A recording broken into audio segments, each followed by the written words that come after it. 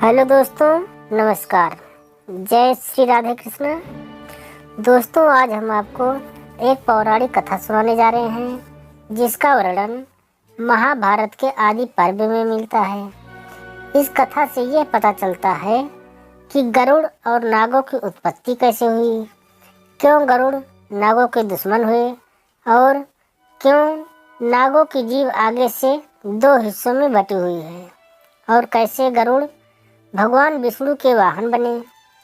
महर्षि कश्यप की 13 पत्नियां थीं, लेकिन विनता और कद्रु नामक अपनी 2 पत्नियों से वे विशेष प्रेम करते थे। एक दिन महर्षि जब आनंद भाव में बैठे थे तो उनकी दोनों पत्नियां उनके समीप पहुंची और पति के पैर दबाने लगी। प्रसन्न होकर महर्षि ने बारी बारी से दोनों से कहा, तुम दोनों ही मुझे विशेष प्रिय हो, तुम्हारी कोई इच्छा हो तो बताओ। कद्रु बोली, स्वामी, मेरी इच्छा है कि मैं 1000 पुत्रों की माँ बनूं। फिर महर्षि ने विनता से पूछा। विनता ने कहा, मैं भी माँ बनना चाहती हूँ स्वामी, किंतु 1000 पुत्रों की नहीं, बल्कि सिर्फ एक पुत्र की। लेकिन मेरा पुत्र इतना बलवान हो कि कद्रु के 1000 पुत्र भी उसकी बराबरी ना कर सके। महर्षि बोले, शीघ्र ही मैं एक यज्ञ करने वाला हूँ। यज्ञोपरांत तुम दोनों की माँ बनने की इच्छाएं अवश्य पूरी होगी। महर्षि कश्यप ने यज्ञ किया। देवता और ऋषि मुनियों ने सहर्ष यज्ञ में हिस्सा लिया। यज्ञ संपूर्ण करके महर्षि कश्यप पुनः तपस्या करने चले गए। कुछ माह के पश्चात विनता ने 2 और कद्रु ने 1000 अंडे दिए। कुछ काल के बाद कद्रु ने अपने अंडे फोड़े तो उनमें से काले नागों के बच्चे निकले। कद्रु ने खुशी से चहकते हुए विनता को पुकारा, विनता, देखो तो मेरे अंडों से कितने प्यारे बच्चे बाहर निकले हैं। विनता बोली, सचमुच बहुत खूबसूरत हैं। कद्रु, बधाई हो। अब मैं भी अपने दोनों अंडों को फोड़कर देखती हूँ। यह कहकर विनता अपने दोनों अंडों के पास गई। उसने एक अंडा फोड़ दिया, लेकिन अंडे के अंदर से एक बच्चे का आधा बना शरीर देखकर वो घबरा गई। बोली, हे भगवान, जल्दबाजी में मैंने यह क्या कर दिया। यह बच्चा तो अभी अपूर्ण है। तभी फूटे हुए अंडे के अंदर से बालक बोल पड़ा, जल्दबाजी में अंडा फोड़कर तुमने बहुत बड़ा अपराध कर डाला है। इसके फलस्वरूप तुम्हें कुछ समय तक दास्ता करनी होगी। विनता बोली, अपराध तो मुझसे हो ही गया, लेकिन इसका निराकरण कैसे होगा पुत्र। अपूर्ण बालक बोला, दूसरे अंडे को फोड़ने में जल्दबाजी मत करना। यदि तुमने ऐसा किया तो जीवन भर दास्ता से मुक्त नहीं हो पाओगी, क्योंकि उसी अंडे से पैदा होने वाला तुम्हारा पुत्र तुम्हें दास्ता से मुक्ति दिलाएगा।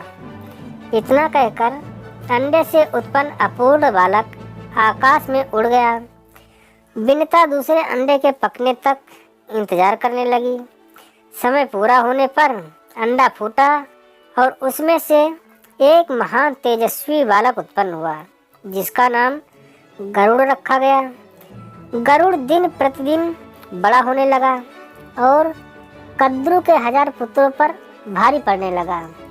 परिणाम स्वरूप विनता और कद्रु के संबंध दिन प्रतिदिन कटु से कटुतर होते गए। फिर एक दिन जब विनता और कद्रु भ्रमण कर रही थी, कद्रु ने सागर के किनारे दूर खड़े सफेद घोड़े को देखकर विनता से कहा, बता सकती हो विनता, दूर खड़ा वो घोड़ा किस रंग का है। विनता बोली, सफेद रंग का। कद्रु बोली, शर्त लगाकर कह सकती हो कि घोड़ा सफेद रंग का है, मुझे तो उसकी पूंछ काले रंग की नजर आ रही है। विनता बोली, तुम्हारा विचार गलत है। घोड़ा पूंछ समेत सफेद रंग का है। दोनों में काफी देर तक यही बहस छिड़ी रही। आखिर में कद्रू ने कहा, तो फिर हम दोनों में शर्त लग गई। कल घोड़े को चलकर देखते हैं। यदि वो संपूर्ण सफेद रंग का हुआ तो मैं हारी, और यदि उसकी पूंछ काली निकली तो मैं जीत जाऊंगी।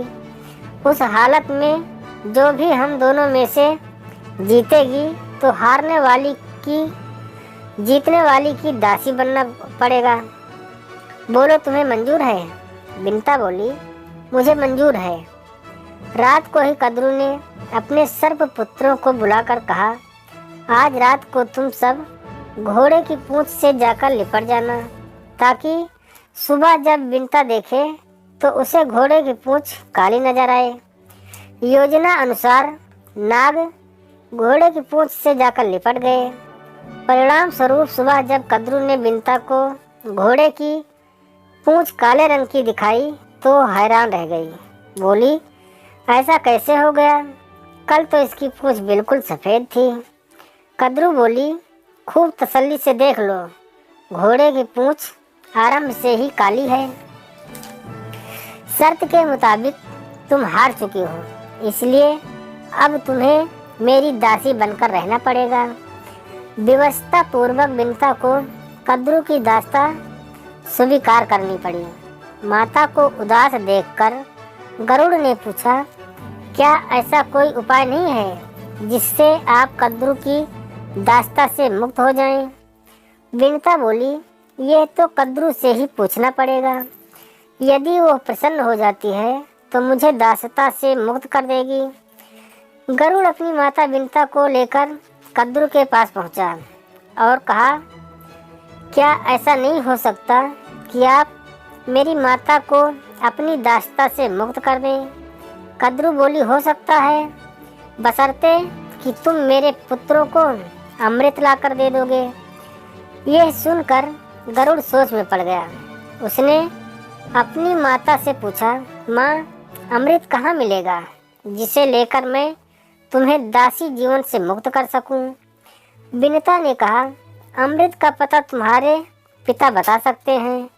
पुत्र, तुम उन्हीं के पास जाकर पूछो। गरुड़ महर्षि कश्यप के पास पहुंचा।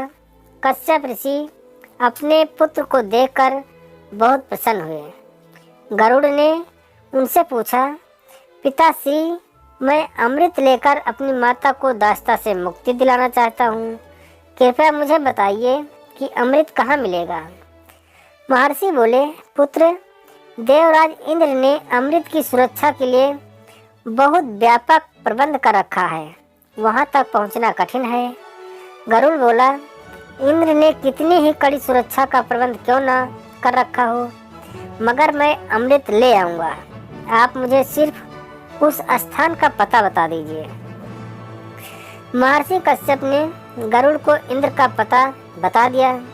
गरुड़ ने फिर पूछा, पिताजी, मुझे भूख बहुत लगती है, कृपया मुझे ये भी बता दीजिए कि इस लंबे मार्ग में क्या खाकर अपना पेट भरूंगा। महर्षि बोले, अमृत जिस स्थान पर रखा है उस सरोवर तक पहुंचने में तुम्हें वक्त लग जाएगा। इस बीच समुद्र के किनारे तुम्हें निषादों की अनेक बस्तियां मिलेंगी। ये निषाद बहुत पतित हैं और इनके आचरण असुरों जैसे हैं। तुम इन्हें खाकर अपनी भूख मिटा लेना। गरुड़ बोला, और उसके बाद भी मेरा पेट न भरा तो? महर्षि बोले, सरोवर के अंदर एक विशाल कछुआ रहता है और उसके साथ ही वन में एक महाभयंकर हाथी भी रहता है।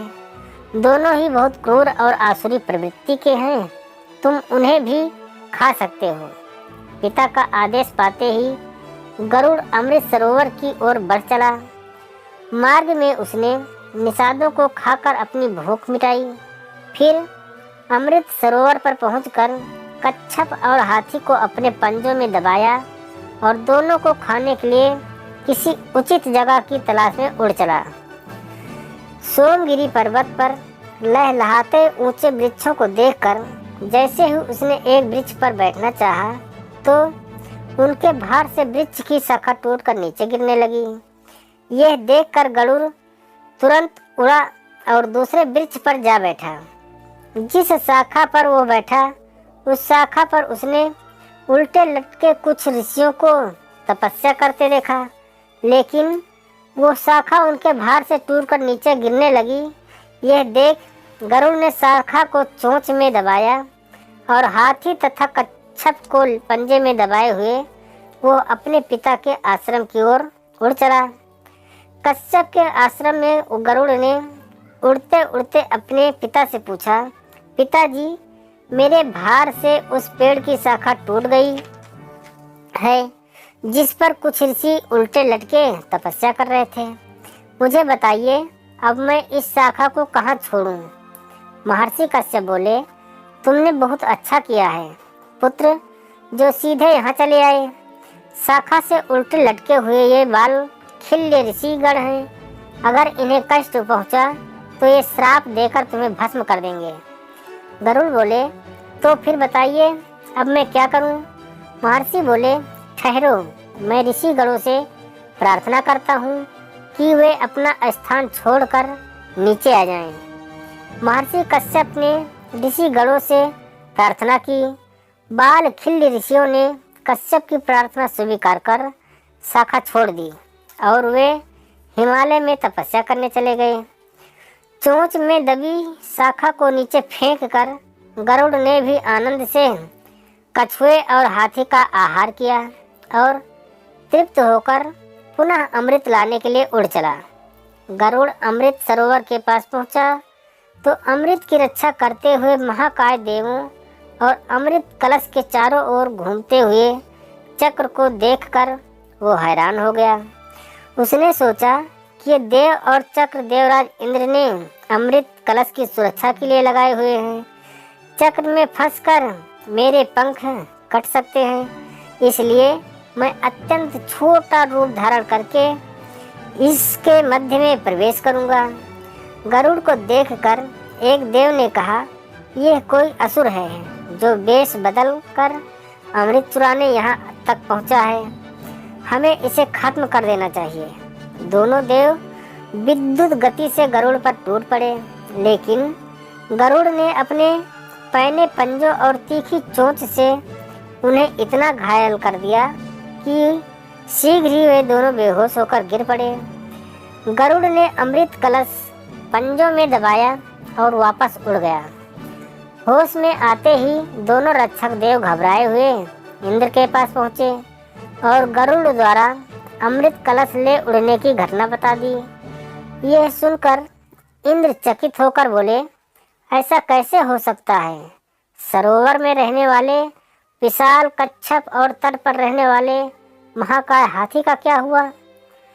उन दोनों को भी उस विशाल गरुड़ ने अपना भोजन बना लिया है। यह सुनकर इंद्र अपनी देव सेना की एक टुकड़ी के साथ वज्र उठाए इंद्रपुरी से निकले और गरुड़ की खोज में बढ़ गए। आकाश मार्ग में उड़ते हुए शीघ्र ही उसने गरुड़ को देख लिया और अपना वज्र चला दिया। इंद्र के वज्र का गरुड़ पर कोई असर न हुआ। उसके डैनों से सिर्फ एक पंख वज्र से टकराकर नीचे आ गिरा। देव गरुड़ पर टूट पड़े, लेकिन कुछ समय में गरुड़ ने उन्हें अपनी पैनी चोंच की मार से अधमरा कर दिया। यह देख इंद्र सोचने लगे, यह तो महान पराक्रमी है। मेरे वज्र का इस पर जरा सा भी असर नहीं हुआ, जबकि मेरे वज्र के प्रहार से पहाड़ तक टूट के चूर्ण बन जाते हैं। ऐसे पराक्रमी को शत्रुता से नहीं मित्रता से काबू में करना चाहिए। यह सोचकर इंद्र ने गरुड़ से कहा, पक्षीराज, हम तुम्हारी वीरता से बहुत प्रभावित हुए हैं। इस अमृत कलश को मुझे सौंप दो और बदले में जो भी वर मांगना चाहो मांग लो। गरुड़ बोला, यह अमृत हम अपने लिए नहीं बल्कि अपनी माता को दासता से मुक्त कराने के लिए, नाग माता को देने के लिए ले जा रहा हूँ। इसलिए यह कलश मैं तुम्हें नहीं दूंगा। इंद्र बोले, ठीक है, इस समय तुम कलश ले जाकर नाग माता को सौंप दो, किंतु उन्हें इस प्रयोग करने मत देना। उचित मौका देखकर मैं वहाँ से यह कलश गायब कर दूंगा। गरुड़ बोले, अगर मैं तुम्हारी बात को मान लूँ तो मुझे बदले में क्या मिलेगा? इंद्र बोले, तुम्हारा मन पसंद भरपेट भोजन, तब मैं तुम्हें इन्हीं नागों को खाने की इजाज़त दे दूंगा। गरुड़ बोले, यहाँ तो मैं चाहता हूँ, नाग मेरे स्वादिष्ट भोजन हैं, किंतु एक ही पिता की संतान होने के कारण मैं इन्हें कैसे खा सकता हूँ। अब मेरी हिचक दूर हो गई, अब मैं आपके कहने के अनुसार ही कार्य करूँगा। यह कहकर गरुड़ अमृत कलश लेकर कद्रु के पास जा पहुँचा और उससे बोला, माते, मैं अपनी प्रतिज्ञा के अनुसार अमृत कलश ले आया हूँ। अब आप अपने वचन से मेरी माता को मुक्त कर दो। कद्रु ने उसी क्षण बिंता को वचन से मुक्त कर दिया और अगली सुबह अमृत नागों को पिलाने का निश्चय कर वहाँ से चली गई। रात को उचित मौका देखकर इंद्र ने अमृत कलश उठा लिया और पुनः उसी स्थान पर पहुँचा दिया। दूसरे दिन सुबह नाग जब वहाँ पहुँचे तो अमृत कलश गायब देखकर दुखी हो गए। उन्होंने उस कुसा को ही जिस पर अमृत कलश रखा था चाटना आरंभ कर दिया, जिसके कारण उनकी जीभ दो हिस्सों में फट गई। गरुड़ की मातृभक्ति से प्रसन्न होकर भगवान विष्णु गरुड़ के सामने प्रकट हो गए और बोले, हम तुम्हारी मातृभक्ति देखकर बहुत प्रसन्न हैं। पक्षीराज, मैं चाहता हूँ कि अब से तुम मेरे वाहन के रूप में मेरे साथ रहा करो। गरुड़ बोला, मैं बहुत भाग्यशाली हूँ जो प्रभु स्वयं मुझे अपना वाहन बनाना स्वीकार किया है।